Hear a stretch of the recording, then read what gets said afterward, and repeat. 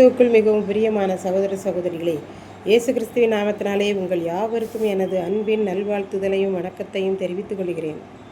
இன்றைய பகலின் குளிர்ச்சியான நாளின் தியான வசனம் யோவான் எழுதின சுவிசேஷம் 2ஆம் அதிகாரம் 25ஆம் வசனம். மனுஷருக்குள் இருப்பதை அவர் அறிந்திருக்கிறபடியால் மனுஷரை குறித்து ஒருவரும் அவருக்கு சாட்சி கொடுக்க வேண்டியதாய் இருக்கவில்லை. இயேசு எருசலேம் தேவாலயத்தில் பஸ்கா பண்டிகையை முன்னிட்டு ஆடு மாடு புறா விற்று கொண்டு இருந்தவர்களை கயிற்றினால் ஒரு சாட்டையை உண்டு பண்ணி அவர்களை எல்லாம் விரட்டி அடித்தார். அப்பொழுது யூதர்கள் இயேசுவிடம், நீர் இப்படியெல்லாம் செய்கிறீரே, இதற்கு அடையாளம் என்ன? யாருடைய அனுமதி பெற்று இதை செய்கிறீர் என்று சொல்லி கேட்டார்கள். இயேசு தன்னிடம் பேசியவர்களை பார்த்து, இந்த ஆலயத்தை இடித்து போடுங்கள், 3 நாளைக்குள்ளே அதை நான் எழுப்பி விடுவேன் என்றார்.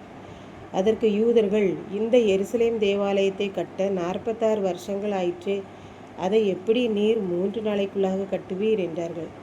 ஆனால் இயேசுவோ தம்முடைய சரீரத்தை குறித்து கூறினார். என்னை நீங்கள் கொன்று போடுங்கள், நான் 3ஆம் நாளில் உயிர்த்தெழுந்து விடுவேன் என்ற அர்த்தத்தில் கூறுகிறார் என்று பார்க்கின்றோம். இயேசுவை சிலுவையில் அறைந்து ஒரு கல்லறையில் இறக்கி வைத்து 3ஆம் நாளில் அவர் உயிர்த்தெழுந்து மகதலேனா மரியாள் போன்ற பெண்களுக்கும் சீசர்களுக்கும் தரிசனமானார்.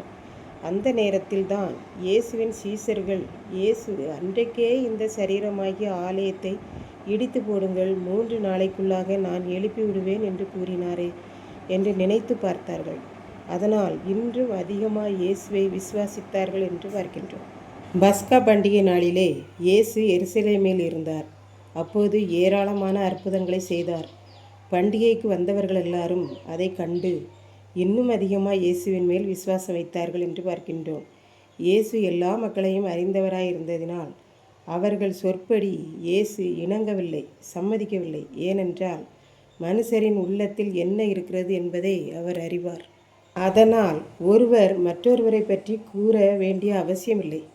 மனுஷரிடம் கூறினால் பிறரை பற்றி அவர் இப்படி இவர் இப்படி என்று கூற வேண்டும். இவர் நம்மை உருவாக்கினவரானபடியால், தெய்வமானபடியால் எல்லா மனுஷருடைய இருதயத்திலும் என்ன இருக்கிறது, என்ன நினைக்கிறார்கள், இவர்கள் எப்படிப்பட்டவர்கள் என்று இயேசுவுக்கு தெரியும்.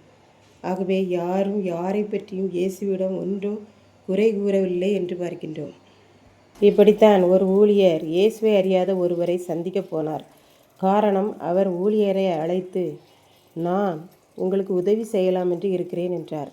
ஆகவே ஊழியரும், சரி, நான் குடும்பமாக வருகிறேன் என்றார். எல்லாரும் புறப்பட்டு போகும் முன்பு ஒரு ஜெபம் செய்துவிட்டு தான் போவார்கள். ஆகவே ஜெபம் செய்தார்கள். ஜெபத்தில் இயேசு கூறினார், நீ போன வாரம் அவர்களுடைய ஊரில் ஊழியம் செய்ய போனாய் அல்லவா? இனி இவன் வாரம் வருவான். அதனால் இவனை அடித்து எச்சரித்து விட வேண்டும் என்று எண்ணி கம்பு போன்ற ஆயுதங்களை வைத்திருக்கிறான். ஆகவே இன்று நீ போகாதே என்று ஆண்டவர் ஊழியரிடம் சொன்னார். ஊழியரும், சரி ஆண்டவரே என்று கூறிவிட்டு அங்கு செல்லவில்லை. மறுவாரம் அந்த ஊருக்கு ஊழியத்திற்கு செல்லும்போது அவர் கேட்டார், ஏன் நான் கூப்பிடும்போது நீங்கள் வரவில்லையே என்றார். அதற்கு அந்த ஊழியர், நான் புறப்பட்டு விட்டு ஜெபித்தேன். ஆண்டவர் இன்று நீ அங்கு செல்ல வேண்டாம் என்றார். அதனால்தான் நான் வரவில்லை. இயேசு ஏன் இப்படி சொன்னார் என்று எனக்கு தெரியவில்லையே என்றார். அந்த மனிதன் அப்படியே ஊழியரின் காலில் விழுந்தார். ஏன், எழும்புங்கள் என்றார் ஊழியர். அதற்கு அந்த மனிதன் கூறினான், உங்கள் இயேசுவே உண்மையான தெய்வம். ஏனென்றால் அவர்தான் மனிதனின் இருதயத்திற்குள்ளிருப்பதை அறியும் தேவன். ஆகவேதான் நான் உங்களை விருந்துக்கு கூப்பிடுவது போல் அழைத்து அடித்து அனுப்ப வேண்டும் என்று ஆயுதங்களை எல்லாம் ஆயத்தம் பண்ணி வைத்திருந்தேன். உங்கள் ஆண்டவர் அதை அறிந்து உங்களிடம் கூறிவிட்டார். இனி இவர்தான் எங்களின் தெய்வம் என்றார் அவர்.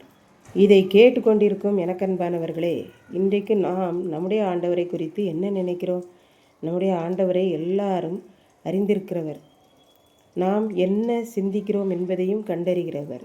ஏனென்றால் மனுஷனுடைய நினைவுகளின் தோற்றம் முதலாய் அறிந்திருக்கிறவர் என்று நாம் வேதத்தில் வாசிக்கிறோம். ஆகவே நான் பாவம் செய்யவில்லை என்று இருதயத்துக்குள்ளாக குற்றங்களை மறைத்து விடவோ மூடிவிடவோ முடியாது. நம் எல்லாரை குறித்தும் அவருக்கு தெரியும். ஆகவே நாம் நம்மை மறைக்காமல் அறிக்கையிட்டு மன்னிப்பை பெற்றுக்கொள்வோம். கர்த்தர் தாமே இந்த வார்த்தைகளை ஆசீர்வதிப்பாராக. ஆமேன். ஜெபம். அன்பின் ஆண்டவரே, இந்த அருமையான நல்ல நாளுக்காக நன்றி செலுத்துகிறேன். இப்போதும் இதை கேட்டுக்கொண்டிருக்கிற யாவருடைய இருதயத்தையும் நீர் அறிந்தவரானபடியால் உம்மிடத்தில் மன்னிப்பு கேட்டு பெற்றுக்கொள்ள உதவி செய்தருளும். இயேசு கிறிஸ்துவின் மூலம் வேண்டிக் கொள்கிறேன் பிதாவே, ஆமேன்.